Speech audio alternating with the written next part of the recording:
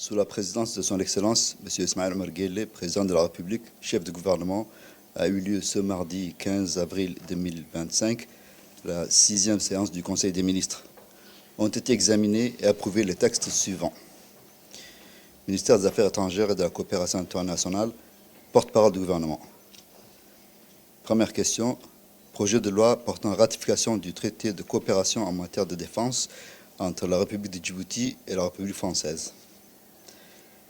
Le nouveau traité de coopération en matière de défense entre la République de Djibouti et la République française, signé le 24 juillet 2024 entre le président de la République, son Excellence M. Ismaël Omar Guelleh, et son homologue, son Excellence M. Emmanuel Macron, président de la République française, remplace celui de 2011. Il s'inscrit dans un contexte régional où la République de Djibouti réaffirme sa position géostratégique, joue un rôle dans la coopération internationale et interétatique, notamment dans les domaines clés tels que la lutte contre le terrorisme, la lutte contre les trafics illicites et la lutte contre la piraterie maritime. Ce traité témoigne de la relation historique, stratégique et amicale entre les deux pays. Il est le fruit des négociations entamées depuis 2021 et intensifiées en 2023 avec de nombreuses rencontres bilatérales à tous les niveaux, y compris des échanges directs entre les deux chefs d'État. Ce traité est conclu pour une durée de 20 ans, 2025-2045. Il prévoit notamment la rétrocession de 40% de l'îlot du Héron d'ici 2026 et une revalorisation de la compensation financière versée annuellement par la partie française. Ministère délégué chargé de l'économie numérique et de l'innovation. Deuxième question, projet de loi portant Startup Act Djibouti. Le projet de loi portant création d'un cadre favorable au développement des startups, communément désigné sous l'appellation Startup Act, vise à instaurer un environnement législatif et réglementaire propice à l'émergence et à la croissance des jeunes entreprises innovantes en République de Djibouti. Ce texte s'inscrit dans la stratégie globale du gouvernement visant à promouvoir l'innovation, à stimuler l'entrepreneuriat et à accélérer la transformation numérique de l'économie nationale. Il ambitionne de doter le pays d'un dispositif juridique structuré qui favorise la création, le développement et la pérennisation des startups en leur offrant un ensemble de mesures incitatives, notamment fiscales, financières, administratives et techniques. Par ailleurs, ce projet de loi entend faciliter l'accès des entrepreneurs aux opportunités de financement, aux marchés publics et privés, ainsi qu'aux infrastructures et ressources nécessaires à leur développement. Il s'agit également de renforcer la compétitivité des entreprises nationales à travers l'innovation et faire de l'entrepreneuriat un levier majeur de croissance inclusive et durable. L'adoption de ce texte marquera une étape importante dans la mise en œuvre des politiques publiques en faveur de l'économie numérique en faisant de l'innovation un pilier central du développement économique et social en République de Djibouti. Ministère de la Santé. Troisième question, projet d'arrêté portant agrément pour l'exploitation des centres de dialyse néphrocentres par la Fondation SOG. Le présent projet d'arrêté a pour objet d'accorder un agrément à la Fondation Saad Omar Guelleh pour l'exploitation des centres de dialyse dénommés néphrocentres et d'en préciser les conditions et modalités de fonctionnement conformément aux exigences réglementaires en matière de santé publique. Ces centres auront pour mission essentielle d'assurer la prise en charge médicale des patients atteints d'insuffisance rénale chronique, une pathologie en nette progression au sein de la population djiboutienne. Il contribue de manière significative à améliorer l'accès aux soins spécialisés, en particulier dans les régions de l'intérieur où l'offre des services de néphrologie demeure limitée. Ce projet d'arrêté répond ainsi à un besoin urgent de renforcement du dispositif national de prise en charge des IRC en offrant des prestations de qualité encadrées par des standards sanitaires conformes aux normes nationales et internationales en vigueur.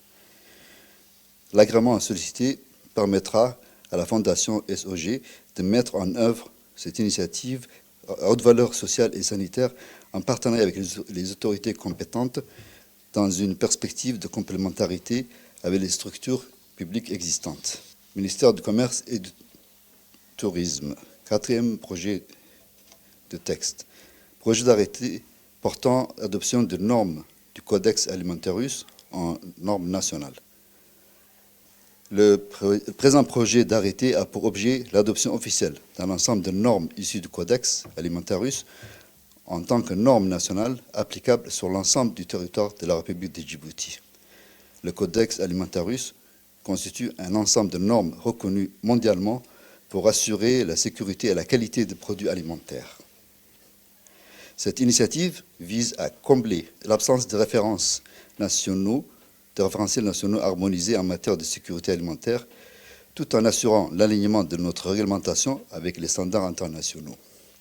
À cet effet, il est proposé d'adopter 71 normes du Codex Alimentarius, sélectionnées sur la base de 2 critères principaux, à savoir les besoins spécifiques du pays, notamment le produit le plus consommé localement et les denrées alimentaires de première nécessité, ainsi que le niveau de risque associé à ces produits en termes de sécurité sanitaire et de santé publique. Ces normes couvrent différents aspects de la production, de la transformation, de l'étiquetage et de la sécurité des produits alimentaires.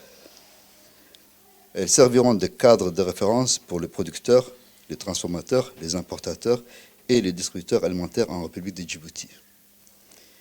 L'adoption de ces 71 normes du Codex Alimentarius en matière nationale vise plusieurs objectifs, notamment à garantir la sécurité alimentaire des aliments, à renforcer la compétitivité des entreprises djiboutiennes, à améliorer les mécanismes de contrôle et à protéger le consommateur. Par ailleurs, ces normes feront l'objet de révisions périodiques, et ce, en fonction de l'évolution des connaissances scientifiques et des pratiques internationales. 5e question. Projet d'arrêté portant à création du comité technique de normalisation du secteur agroalimentaire.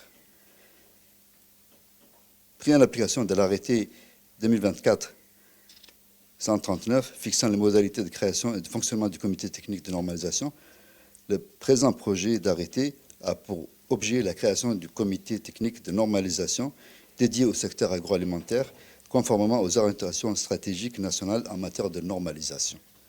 Ce comité est chargé de l'élaboration du projet de programme annuel de normalisation et ou d'homologation des normes dans le domaine agroalimentaire.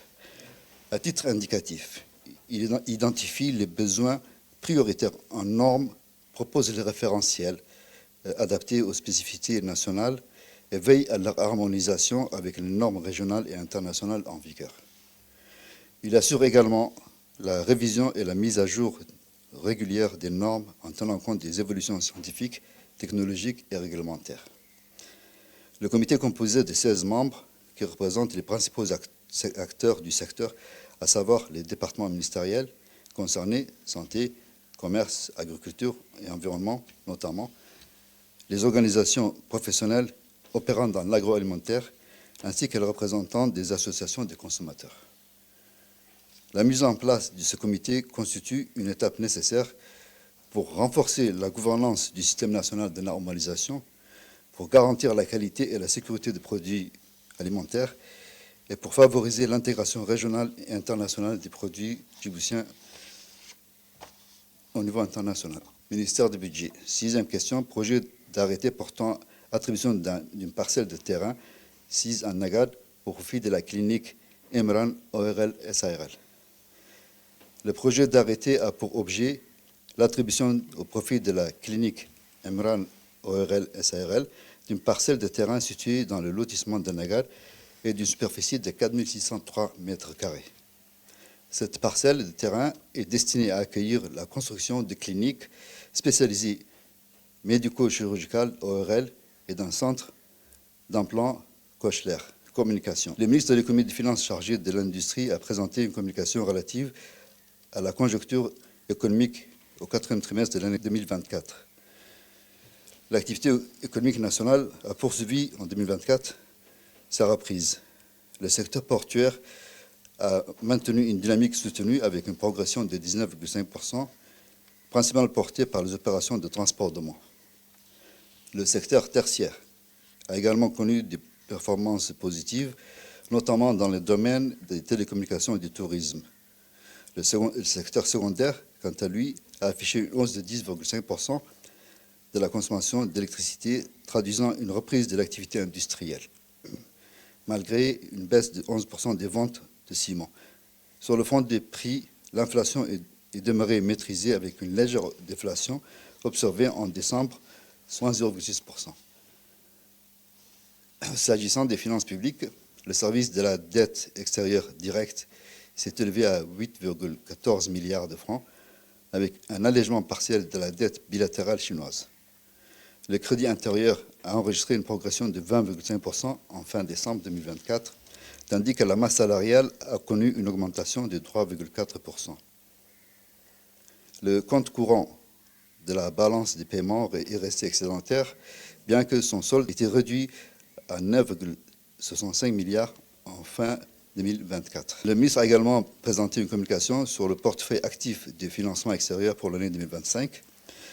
Ce portefeuille témoigne d'une mobilisation significative de ressources extérieures, en particulier au profit des établissements publics à caractère commercial qui concentrent près de 40% de ces financements. Il illustre également une diversification croissante des ressources et des sources de financement avec la participation soutenue de partenaires bilatéraux et multilatéraux. L'appui de ces partenaires se concentre de plus en plus sur des projets structurants à fort impact socio-économique, notamment dans le secteur de l'énergie, du climat, de la santé et de l'éducation.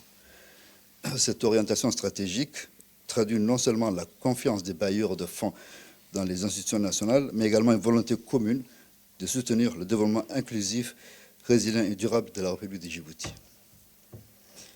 Le ministère de la Jeunesse et de la Culture a fait une communication sur le projet en cours, et notamment sur l'état d'avancement des projets de modernisation des archives de l'administration. Elle a rappelé que les archives sont bien plus que des documents anciens.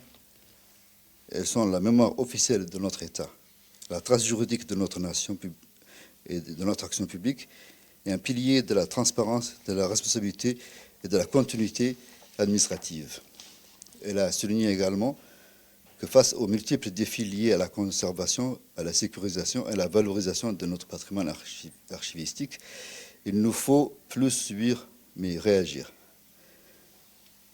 Elle a indiqué que notre réaction passe par un vaste plan d'urgence nationale sur les archives djiboutiennes. Ce plan vise à établir un diagnostic clair de l'état actuel des archives de nos institutions, à épurer le passif documentaire afin de prévenir les pertes irréversibles des documents administratifs historiques, à mémoriser les documents à valeur probante pour en garantir la sécurité et l'accessibilité, à renforcer la capacité humaine et matérielle de nos services d'archives et surtout à institutionnaliser une culture d'archives moderne et qui soit conforme aux meilleures pratiques. Il s'agit, dans une logique de gouvernance durable, en lien direct avec notre ambition de renforcer l'état de droit, d'améliorer la qualité du service public et surtout de préserver notre mémoire collective pour les générations futures. Enfin, elle indique que face à cela, il est impératif que chaque ministère, chaque institution s'engage résolument dans la mise en œuvre de ce plan. L'appropriation par ces acteurs, l'allocation de ressources, la nomination de références archivistiques et le suivi rigoureux des actions seront des grands succès. Le ministère de la Jeunesse et de la Culture la ministre de la Jeunesse et de la Culture a fait également une communication sur le préparatif de la 3e édition du Salon du Livre de Djibouti qui se tiendra du 21 au 24 avril 2025. Le ministre du Budget a fait un rapport concernant sa participation aux réunions annuelles du Fonds monétaire arabe et des institutions financières arabes qui s'est tenue le 10 avril 2025 au Koweït. Le ministre de la Santé a fait un compte-rendu sur la participation au sommet mondial sur le handicap qui s'est tenu du 2 au 3 avril à Berlin, en Allemagne.